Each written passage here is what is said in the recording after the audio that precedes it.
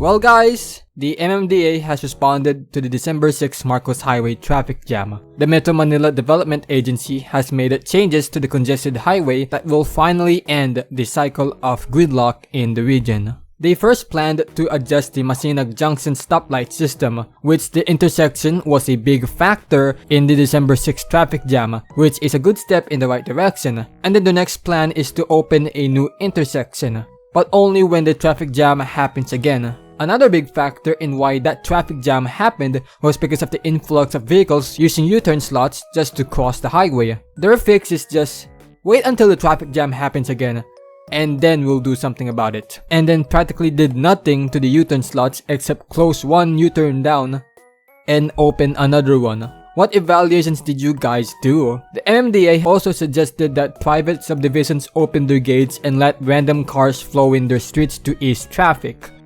I am sorry, but where are these cars gonna go? It's in the name. Private subdivisions. They don't connect to where these cars want to go. It's just passing the problem to private developers and suggesting to congest dead-end roads. Look, I'm not a big fan of subdivisions either. It'll be fun to see all of their streets congested. But we're dealing with people here. People who are going to work or going to home. Getting them stuck in a subdivision is a worse fate than what happened on December 6. Finally, the MMDA then asked mall owners not to hold mall-wide sales during the holiday season. The Marcos Highway has over 5 major mall branches on the highway itself, but even if these malls don't hold any events or anything, they will still result in a large amount of vehicles exiting due to closing hours. The appeal, he said, is simply to avoid having all malls hold simultaneous sales. He added that mall operators themselves stand to lose when traffic becomes unmanageable, as this discourages shoppers from coming in. I'm sorry, but if I am a mall owner and I see a huge pile of people stuck in a standstill traffic and my land is a prime hub for entertainment, I would see that more as a win. Good afternoon po. Sir, nabanggit na po yung sa mga U-turn slots. Can we just have an idea kung paano ang plano dito sa mga U-turn slots na madalas po nagkakaroon po talaga ng build-up ng traffic? Are we planning to close some U-turn slots? And what are our plans po if ever? We're entertaining the idea kung meron pwedeng isara. Pero in the meantime, ang nakikita natin na sigurado, i-adjust natin yung U-turn slot. May i-adjust natin yung U-turn slot sa may pilis. Kasi ang nangyari, nag-aabot yung dalawang side. Yung both sides nag-aabot, kanya nagkaroon ng lock. And also, ngayon, pinalitan na natin ng plastic barrier instead ng concrete barrier. Para kung talagang magkakaroon ng gridlock, we can open the intersection and manage the traffic. Manually manage the traffic. Sir, question lang. Na-identify po ba kung nagsabay-sabay talaga yung sobrang volume ng sasakyan tapos may kakulangan sa enforcement or dun sa engineering aspect? Na-identify po ba rin sa tatlo at least yung problema? Yes, admittedly, number one talaga is the overwhelming number of vehicles, yung volume. Kasi marami daw hong nag-celebrate ng Christmas party nung Sabado. Plus may mga mall sales within the area.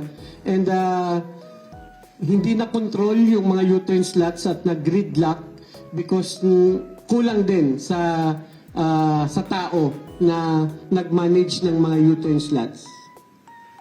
I really don't like all of the proposals that the MMDA has suggested to fix this issue because they don't really seem so beneficial. I understand that the MMDA is not a relatively powerful agency in the government and they still have to cooperate with local government units that are outside their field, but we're talking about a government agency that has the data and the manpower to at least come up with a better solution to this issue. Of course, what I provided is not sufficient, it's overtly surface level and exaggerated, but at the bare minimum, it's solutions that have tried to address the many factors in this issue. Instead, they pivoted the issue to those affected by it. But we can't really blame the MMDA for this issue either. It all boils down to this phrase: don't put all your eggs in one basket. Despite the size and population of the province of Rizal, most of that is concentrated in the border between Metro Manila, except for a lengthy stretch of the Marcos Highway as well as on the lakeside of the Laguna Bay. Another factor in the traffic jam that I did not cover was the provincial rate, a variation of the minimum rates based on provinces. Metro Manila has the highest with around 650 pesos per day, while the province of Rizal and its surrounding provinces have around 550 pesos per day. While many pointed the blame at the provincial rate to the influx of provincial workers going to Metro Manila, this isn't really quite the case, considering that most of the time,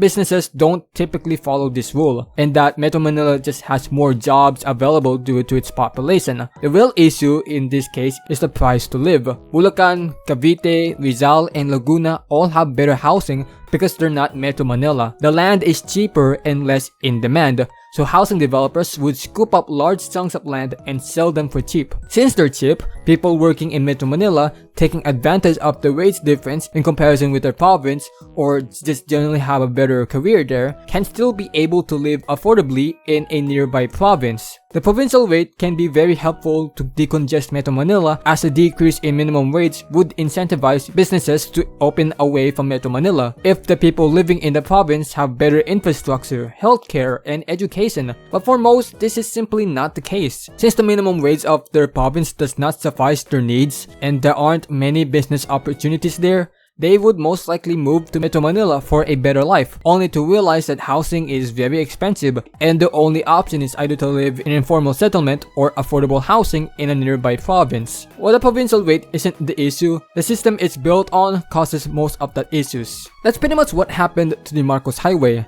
Because of these issues, its province became mostly residential, while the Marcos Highway became a gateway for workers going to Metro Manila, which meant that it would be a prime area for congestion, so entertainment and services were provided on the highway. Just like what happened to Laguna's popularity as a resort getaway province, it will cause traffic. However, I want to look into the Ortigas Avenue.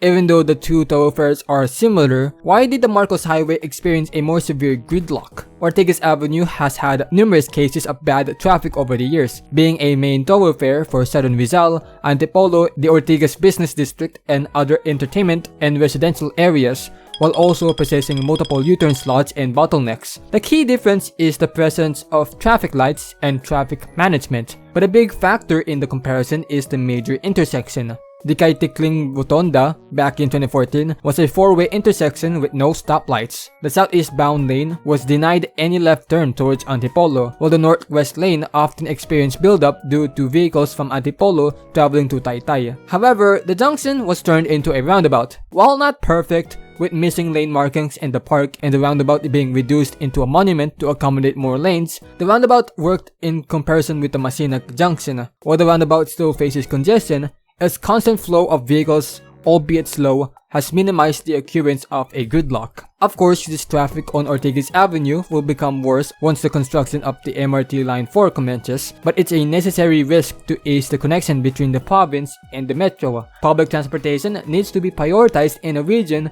where the car is stagnant. However, we unfortunately live in a car-centered country where cars make more profit than infrastructure. The wealthy deny the masses the privilege of convenience because it mildly inconvenienced them. Once again, public transportation.